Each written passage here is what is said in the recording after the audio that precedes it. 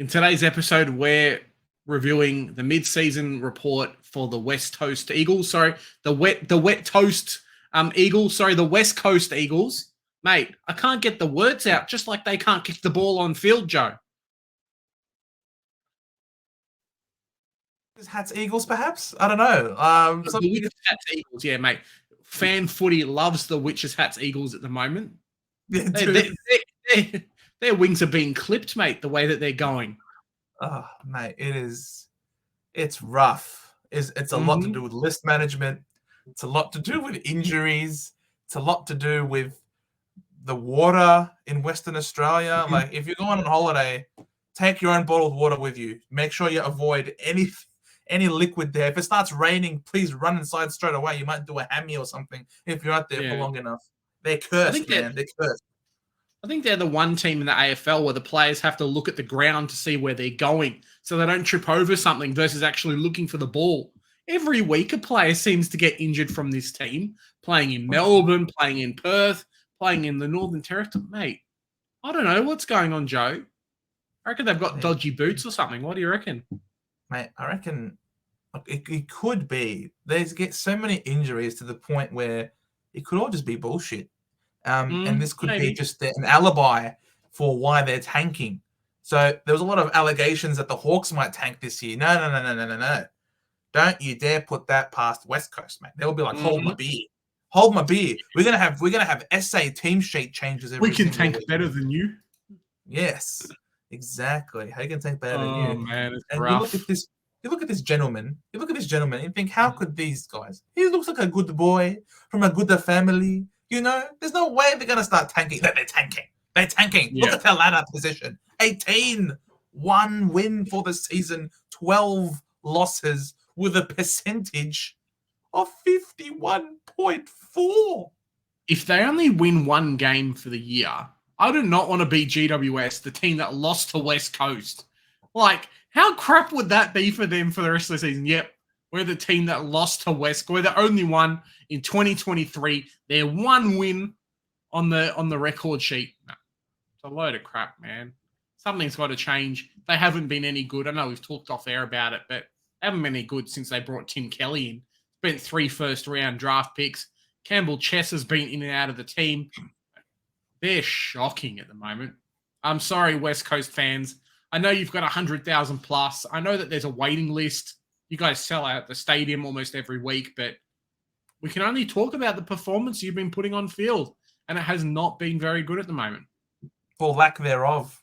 Their performance, or lack thereof. There has been no performance, and pretty much. If there was a way to put worst performance of the year, well, Exhibit A would have been last week. I mean, Tex Walker had never kicked more than 7 goals in his career, and in game 350 or something, he's gone and kicked 10 goals too.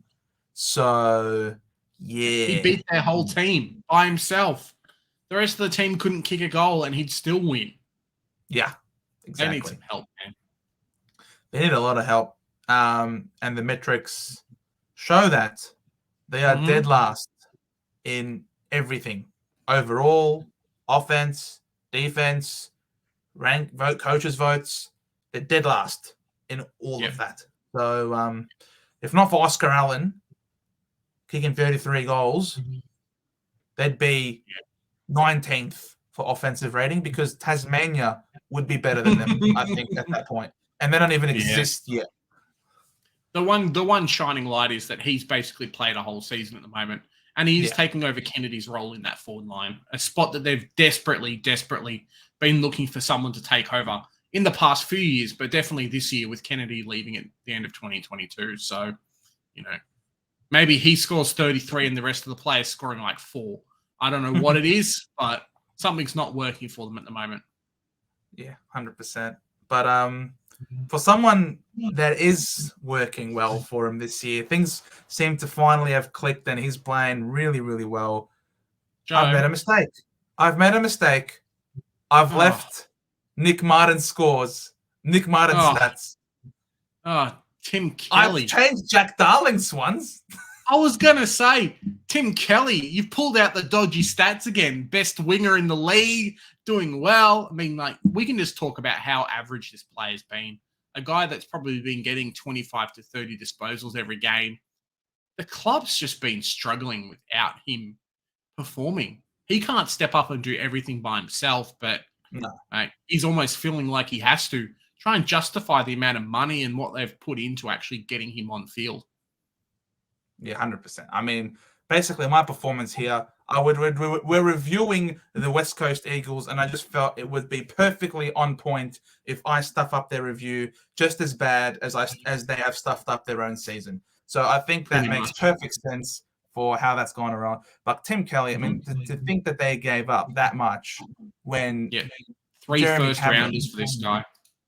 When Jeremy Cameron, like they essentially paid for Jeremy Cameron for Geelong to get Jeremy Cameron. So you compare the pair. I'll tell you though, in actuality, that this guy's statistics for the year, he's actually elite in disposals, 28.6 disposals a game. He's elite in contested possessions, 13.4, above average in kicks, above average in clearance, above average meters gained, and above average in score involvements. He has actually been very, very good.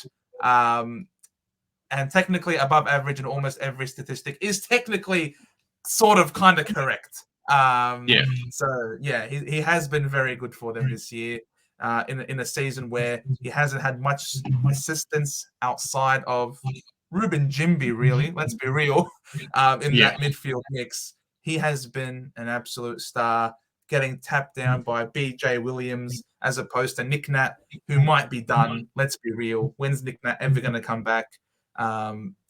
He's had to shoulder a massive load in that midfield, Tim Kelly, this year. Yeah. You know, when your second best midfielder is a first-year player who's played 13 games, it's a tough situation to be in at West Coast right now. I'm not going to lie. Who do we have as their player that needs to improve, Joe? Probably half the list needs to improve. Come on, but who I know it's really hard to pick someone. Really hard to pick someone. But look, in actuality, it really wasn't that hard. It's Jack Darling, mate. I mean, one of their most experienced players. He needs. I mean, he's meant to be there. He's meant to. It was him and Kennedy in that forward line, right? It was this duo that was meant to. And then him and now Allen supposed to lead and guide Oscar Allen into the next phase of his career. Bro, I'd put Maric, who they picked up in the mid-season draft the other week, above this guy. Yeah. Well, he kicked more goals than Jack Darling did last week, so you're probably onto a winner there. Yeah, 100%. I mean, his statistics, as you can see, his average disposals, his average in goals, his average in contested marks, his below average in goal accuracy. And these are the things that you need to be good at if you're a key forward, if you're playing forward. And look, I'm not surprised. He's had, again, his own injury concerns, his own interruptions, but he's been back now. And to be honest, he hasn't been performing. He needs to lift. He's got Tim Kelly feeding him the ball. He needs to make more out of it. So Jack Darling, mate, I'll never forget how they fumbled that mark against Collingwood in the goal square, mate, and almost lost them the grand final. And you needed someone clutch like Dom Sheet to actually do the job for you. But it's very hard to expect much from a guy whose last name is Darling. Yeah. Oh, I don't know, man. Can't believe this guy won a grand final. Like, come on now. They're giving him Collingwood. Look at the difference between Collingwood now and then Collingwood like back in 2018. Not much has changed. West Coast has fallen off a cliff. Oh, yeah. They've fallen off a cliff, and someone also dug a hole in the ground next to the cliff so they could keep falling even further down. What's their rating, Joe? What rating have we given them? It's hard not to give him anything other than F, right? Yeah. Yeah, pretty much. We've ratted on them a lot in this episode. There's not much else we can talk about. Oscar Allen's their shining light. They will potentially get some priority picks or some help in that end. They do need to make some real calls on some of their players. Free up some list spots as well. There has been a lot of players in the past couple of years. Nick Martin, when we talked about their Essendon review, who've been under their nose, who've come out of WA, who's done really well, and they haven't picked them up. West Coast need to free up some spots and be able to do that. Hopefully they can go and make some hard calls on players between now and the rest of the year and set the team up for a little bit of success coming into next year. It's not going to be an easy run unless major things change. Maybe it's a loss of the coach, but he's contracted for another 5 years, mate. I don't know what they're going to do. Marek, as you said before, has been fantastic. Ruben Jinby's just gone from strength to strength as well. Absolutely. I think a lot, they haven't bottomed out yet. There's still a lot more kindness to come for West Coast. They need to really commit to a rebuild. And part of the rebuild that they have to commit to is also off the field. They need to get some appointments done right. If it's changing the fitness staff, if it's changing, that sort of administration side of things. Heck, they're such a rich team. They could buy just a whole bunch of Swiss people from Switzerland or Germany and just bring them all to come here to Western Australia and have them take care of their team. But a lot has to change very quickly for this West Coast Eagles side. And that brings our mid-season review / report card / regurgitation of what we just saw from West Coast Eagles. If you like what you saw, you thought we were too harsh, or maybe we weren't harsh enough, let us know, please, in the comments down below. Yeah. Remember, guys, every week we're going through the teams. We're doing some more team reviews as well throughout the season, and we're getting some fans on to have a chat with us how we're doing. Joe, what do we say? Here at the Centre Bounce, we do the hard work so that you don't have to. Bye for now.